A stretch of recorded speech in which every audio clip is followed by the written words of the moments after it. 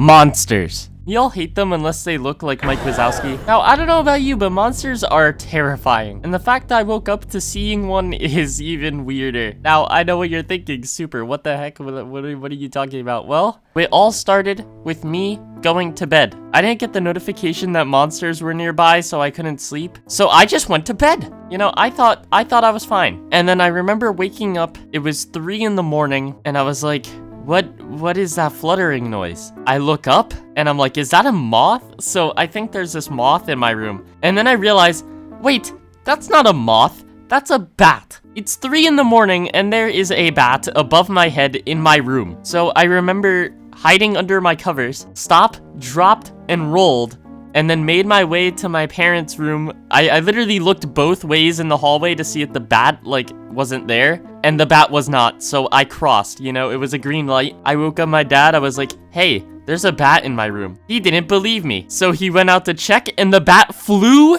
in the hallway like a menace. This thing was not playing around, okay? So my dad and my mom tried to take down this bat, this absolute monster.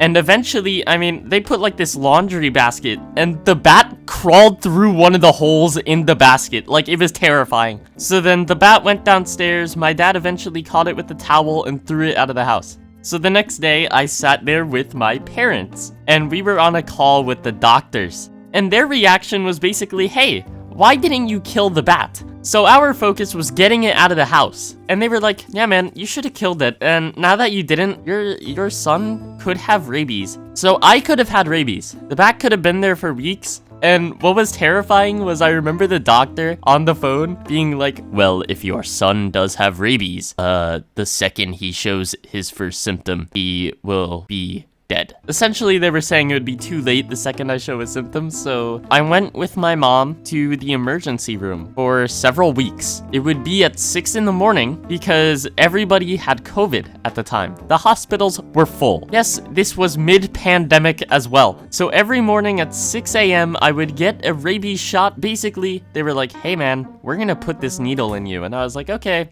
And I remember looking at my mom in the hospital the one day, and I was like, well, at least this will make for a good story one day. And she was like, no, but you could die.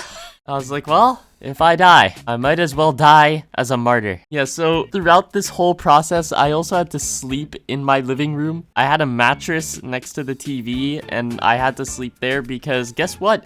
Apparently, you cannot kill bats. Yeah, they won't allow you to kill the bat because they are endangered. And here's my thought process, right? If you are endangered, do not get in my way. But yeah, we couldn't exterminate them, so I had to sleep there for probably I think it was 2 to 4 months. And then the season finally changed and we were able to exterminate the bats. I finally got all my rabies shots. The bats were no more. We conquered the monster. But who was the real winner in the end? Yeah, bats are terrifying. They also started the pandemic.